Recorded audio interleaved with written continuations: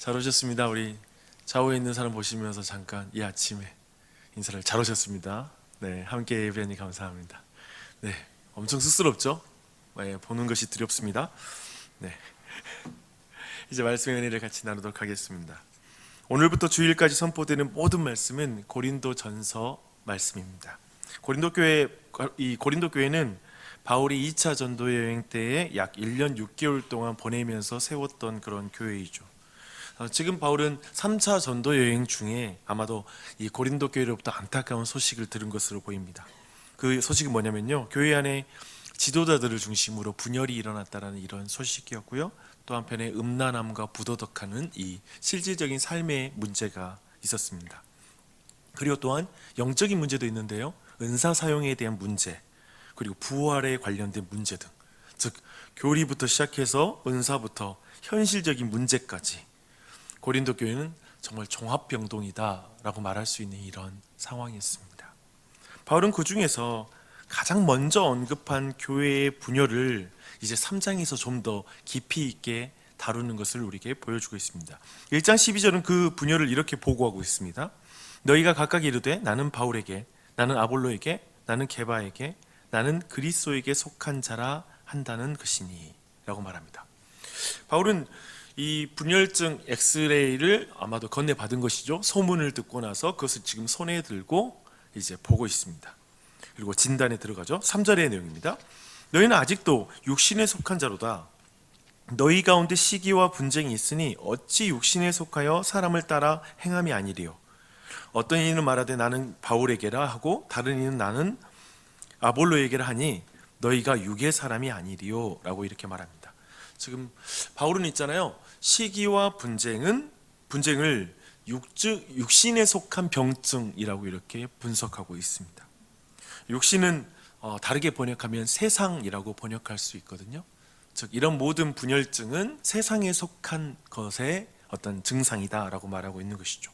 여러분, 육신과 세상을 움직이는 것은 무엇입니까? 그것을 움직이는 원리, 그것은 힘입니다. 힘으로 움직입니다. 우리는 정권과 지도자가 교체될 때마다 최고 권력자에게 줄을 서려고 하는 것을 보게 되죠. 그렇죠? 그런 것들은 아마도 공기업 아니면 국가기관 안에 더 심하게 그것들이 심화되는 것을 볼 수 있습니다. 그렇게 사람들이 모이면 새가 되고요, 또 그렇게 그 자체가 힘이 됩니다. 고린도 교회에서는 이런 힘과 관련된 세속성이 교회 버전으로 일어나는 것을 우리가 보게 됩니다. 너무나 신실했던 종들, 그래서 그 종들에게 어떤 결함은 없어요. 아볼로, 베드로, 바울. 근데 그들을 따르는 사람들이 파당을 만드는 그런 문제가 발생하고 있습니다. 아무리 신실한 사역자들이라도 이들은 사람이잖아요. 그런 의미에서 내가 그 사람을 따른다고 한다는 것 자체가 육신에 속한 거죠. 사람에게 속한 것이죠. 또한 세상에 속한 행위입니다. 그런데 사실 이렇게 사람들에게 속한 사람을 중심으로 파당이 생기면 이거 쉽게 분별이 되죠. 그렇죠? 이거 세상에 속한 거 맞아, 육신에 속한 거 맞아. 그런데 우리는 사람이 아니라 그리스도에게 속했다라고 말하는 건 어떻게 생각하십니까? 이건 좀 분별하기 좀 어렵죠. 사도는 그들도 육신에 속했다고 말합니다. 무슨 말일까요? 나는 그리스도에게 속했다고 말하는데 이게 무슨 문제일까요? 왜냐하면 그렇게 새를 만들어서 힘으로 타자를 소외시키고 자기들의 우월함을 드러내려고 하는 그것 때문에, 심지어 우리는 그리스도께 속했다라고 말하면서 하나의 새를 만들어서 그렇게 다른 사람을 소외시키고 힘을 나타내려고 하는 그 방식, 그게 바로 사람에게 속한 것이죠. 육신에게 속한 것이죠. 세상에 속한 그것이라고 말할 수 있습니다.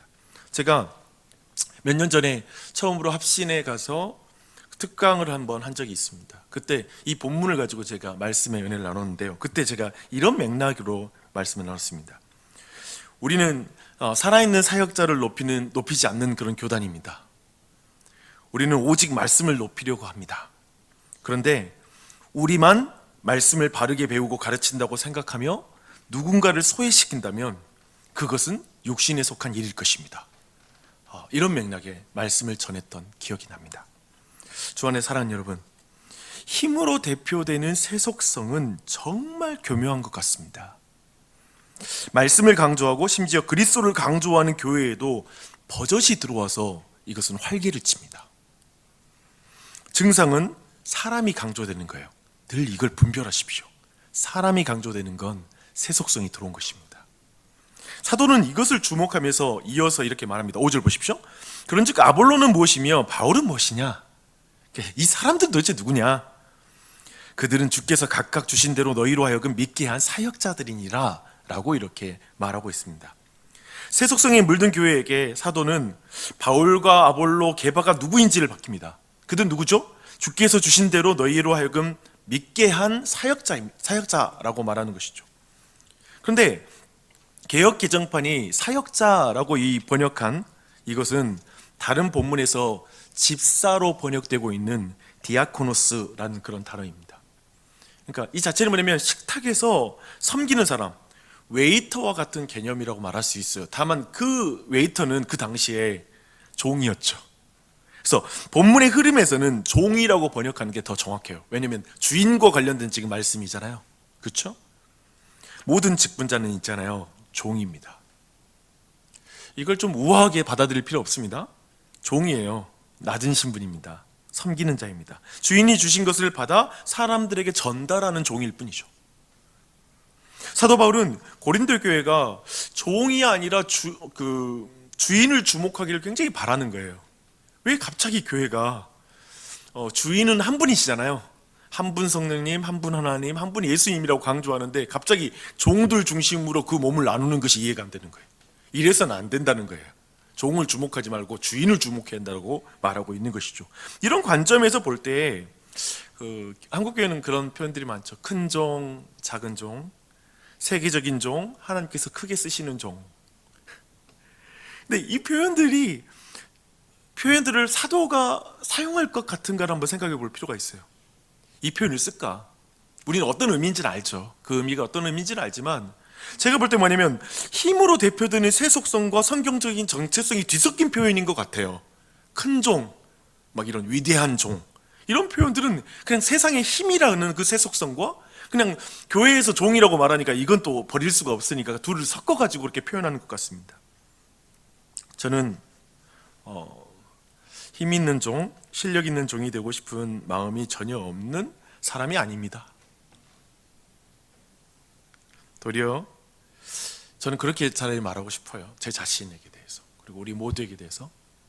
저는 5절 말씀을 계속 암송해야 되는 사람 같아요. 야, 너는 하나님이 주신 대로 네가 받은 것을 사람들에게 전달하는 종에 지나지 않아. 이 말씀을 계속 암송하지 않으면 어느 순간 힘으로 어떤 내가 실력 있는 종, 큰 종 되고 싶어하는 사람이 지나지 않는다고 저는 생각합니다. 저는 그런 마음이 도리어 영적인 내 자신을 주님 앞에 바로 세우는 데 도움이 되는 것 같아요. 그런 부분을 볼 수 있습니다. 이렇게 사도는 이렇게 직분자를 종이라고 말하고요. 그 종에 이어서 그 종은 정원사라고 이제 은유합니다. 오늘 말씀 제목이기도 한데요. 정원사. 한편에 농부라고 이렇게 같은 말로 이렇게 여러분 생각하면서 말씀을 들으시면 되겠습니다. 주인이신 하나님보다 종인 사역자를 따름으로 분열된 고린도 교회의 자리에서 한번 이 말씀을 들어보십시오. 6절입니다.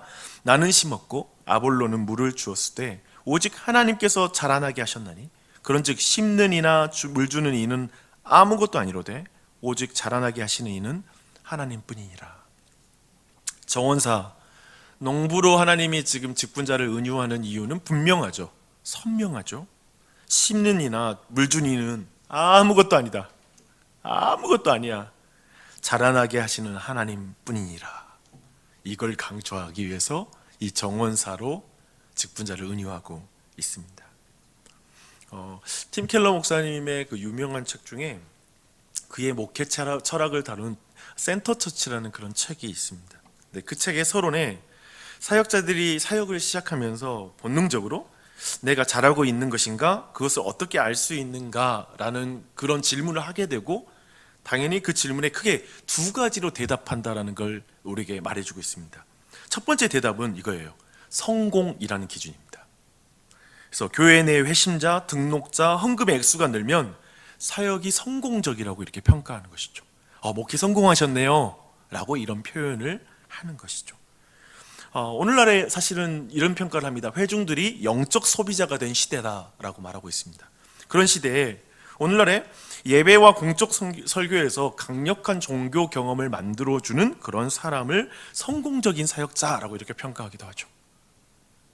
그런 걸 보게 돼요. 네, 이런 계량적인 기준, 첫 번째가 이 기준, 성공이라는 기준으로 사역자를 평가하는 게 있고요. 두 번째는 이런 계량적인 기준에 반발하는 사람들은 유일하고 참된 성공의 범주가 있다. 그건 뭐냐면 충성이다라고 이렇게 주장한다는 걸 말하고 있습니다. 사역자의 건전한 교리, 그리고 건전한 어떤 신학, 성품에 있어서 경건하고 설교와 목양에서 신실한 것을 강조하는 거죠.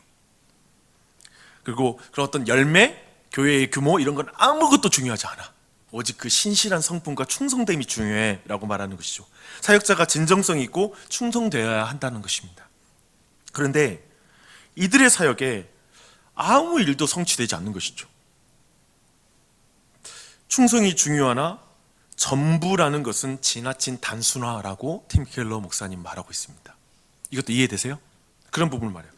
그리고 나서 팀 켈러 목사님은 성경을 보며 사역자를 평가함에 있어서 자신의 사역과 삶에 대해서 평가함에 있어서 성공이나 충성보다 더 좋은 기준이 있는데 자기가 볼 때 성경을 쭉 볼 때 그것은 오늘 본문이라는 거예요. 열매 맺음이라는 기준이 더욱더 성경적인 것 같다라고 이렇게 말하고 있습니다. 오늘 말씀을 보십시오. 고린도 교인들에게 그들은 하나님의 밭이라고 말합니다. 하나님의 밭. 그리고 직분자는 씨를 뿌리고 어떤 이는 물을 주고 어떤 이는 열매를 거두는 그 자라고 이렇게 말하고 있죠. 그래서 여러분 정원사와 그리고 농부로 이렇게 직분자와 교회 봉사를 이해할 때 직분자는 사실 열매를 내가 맺어야 돼, 내가 열매 맺겠어 라고 말하는 오만과 부담에서 자유롭게 될 것입니다. 그럴 수 없잖아요. 난 열매 맺게 하는 자가 아니에요. 그런 위치가 아니라는 거예요. 또 사역 안에서 사람들의 삶이 급격히 변해야 한다는 부담 때문에 마음에 눌릴 필요가 없다는 거예요. 그렇잖아요. 어떻게 그런 말을 내가 우리 예전에 설교 들 때 들었는데 우리 그 박영선 목사님 설교였었는데 우리는 막 겸손하려고 하잖아요. 막 이제 청소년들도 겸손하라고 그러고 뭐 대학생들도 겸손해야 된다고. 박영선 목사님 말은 이거야. 5, 6월에 벼가 고개를 숙이는 법이 없다. 그 나이 때는 교만하다고. 인생 여정 시간 거치면서 사람이 고개가 숙여지는 거지. 이런저런 환난 겪으면서 하나님 앞에 겸손해지는 것이라고. 어떤 의미에서는 우리 모두 그렇죠. 시간이 지나야지 열매 맺어요. 당장 어떻게 따먹을 수가 없습니다. 그런 의미에서 어떤 삶을 막 내가 바꿔야 되는데 막 안 변화되는 것 때문에 답답하고. 근데 목회 힘든 게 그거예요. 1년이 지났는데 왜 안 변해? 2년 지났는데 왜 안 변해? 그만할래. 열심히 해봤자 소용없네? 이런 식으로 다 빠지거든요. 그렇죠? 뭐 주일학교 봉사 하나도 보세요. 내가 이렇게 했는데 왜 애들이 안 변화되지? 뭐 이런 걸로 시험 들어요. 아니요. 우리가 열매 맺는 자가 아니라는 거예요. 그걸로 내가 성공할 수 없다는 거예요. 그걸 분명하게 말하고 있죠. 다른 한편에 충성을 강조하면 어떻게 돼요? 책임과 부담으로 또 완전히 도망치는 거예요. 그러니까 어떤 열매 없어 상관없어. 그냥 자기가 충성돼. 어떤 의미에서는 자기 만족적인 사역자가 될 때가 있어요. 난 열심히 하고 있어. 난 성실히 하고 있어. 열매 맺는 건 내 일이 아니야. 그러면서 전혀 거기에서 책임과 어떤 의무로부터 도망치려고 하는 그런 경향도 있죠. 하지만 농부의 비유는, 그리고 농부의 은유는 우리로 하여금 그러한 자리로부터 우리를 구원해 주죠. 정원사는 정책에서 많은 걸 배울 수 있어요. 저는 시골에서 태어났지만 농사를 지은 경우는 많지 않습니다. 물론 밭에 가서 때로는 피도 뽑고 때로는 이렇게 콩도 막 뽑고 막 그런 거 했어요. 그런데 농사 경험은 많지는 않아요. 하지만 제가 잡초 무서운 건 알고 있습니다. 농부가 그래서 얼마나 성실해야 되는지, 얼마나 충성되게 감당해야 하는지 알고 있습니다. 그렇지 않으면 실패해요. 그 책임감이 목회자로 있어요. 성실해야 된다. 충성해야 된다. 맞아요. 그러나 반면에 정원과 같은 밭의 많은 열매는 정원사와 농부의 손을 뛰어넘는 요인에 의해서 결정된다는 것도 알아요. 이건 그냥 내가 열심히 해서 뭔가를 결과를 다 달려있다는 건 아니라는 것이죠. 흙의 상태가 중요하더라고요. 보니까요, 사람마다 어떤 사람은 딱딱하고요, 어떤 사람은 부드러워요. 그래서 제가 목회를 보는 기준은 뭐냐면, 박용준 목사 이 교회 사역도 느끼지만 내가 늘 지난 주일날도 고백하긴 했지만 여러분 어떻게 느끼시는지 모르겠어요. 저는 우리 교회 부분에 있어서는 목사의 탁월함의 문제가 아니라 나는 좋은 교인들 만났다고 저는 믿어요. 내 밭에 문제가 있다는 거예요. 밭이 좋지 않으면 안 돼요. 분명히 그 요인이 있어요. 이 사실을 인정해야 돼요. 저는 그 사실을 한 가지 보고요. 또 한편에 보면 기후 상태, 주권적인 성령님의 역사가 아니면 아무것도 안 돼요.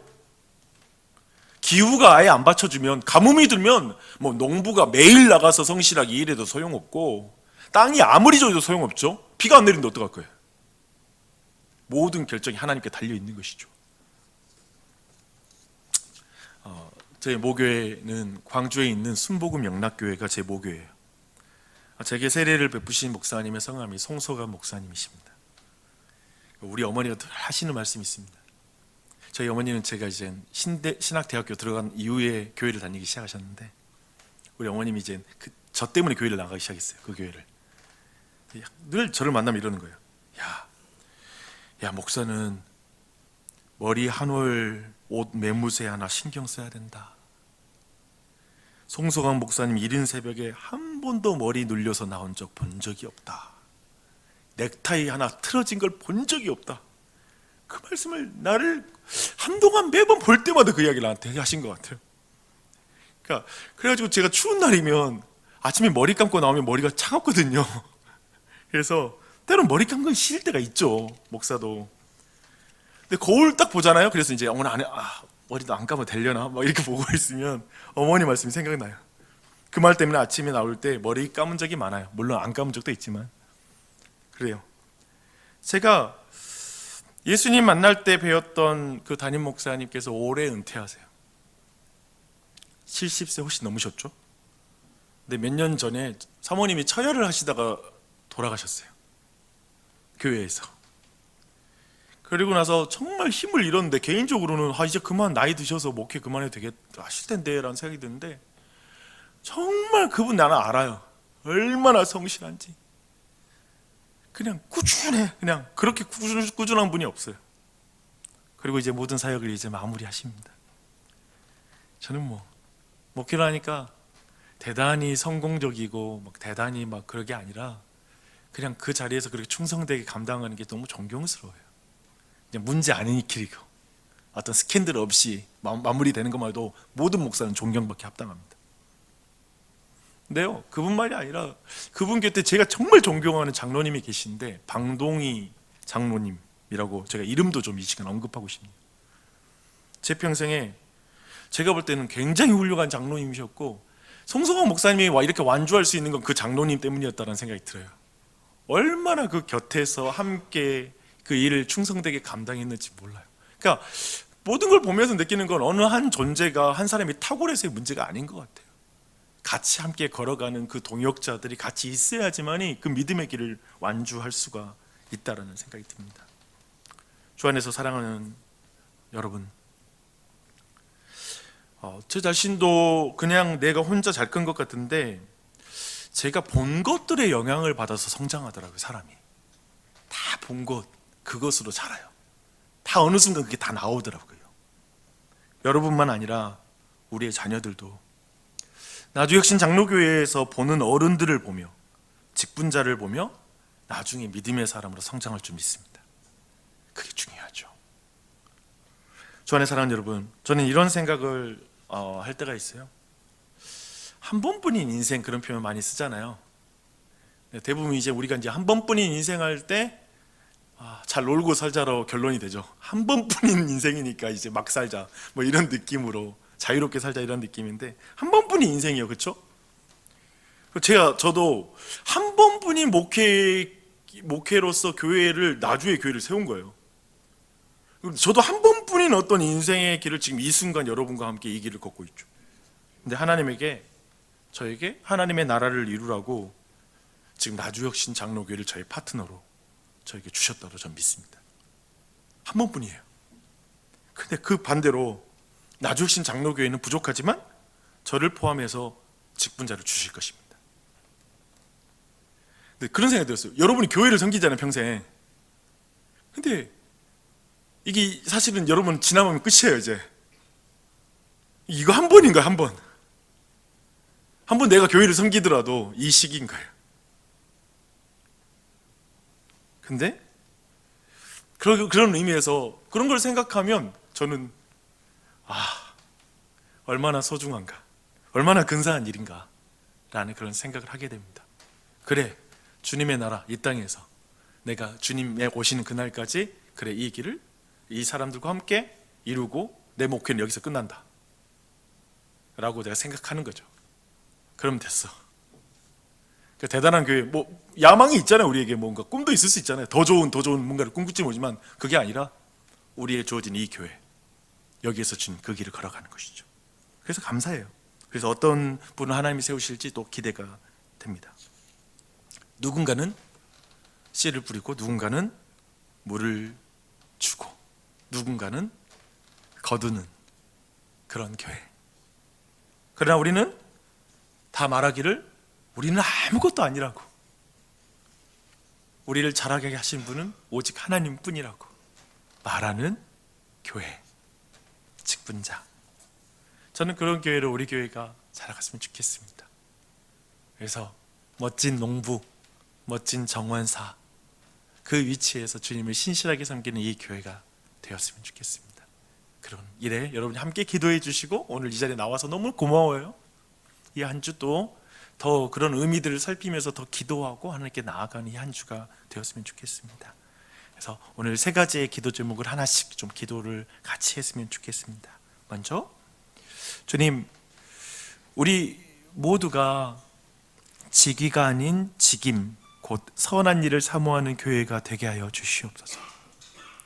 서로에게 말씀의 씨를 뿌리는 교회, 서로에게 물을 주는 교회가 되게 하여 주시옵소서. 그런 봉사와 섬김이 가득하고 그 위에 성령님의 강력한 역사가 나타나 열매를 맺는 교회 되게 하여 주시옵소서. 그 일에 쓰임받는 직분자가 세워지게 하여 주시옵소서. 함께 기도하겠습니다.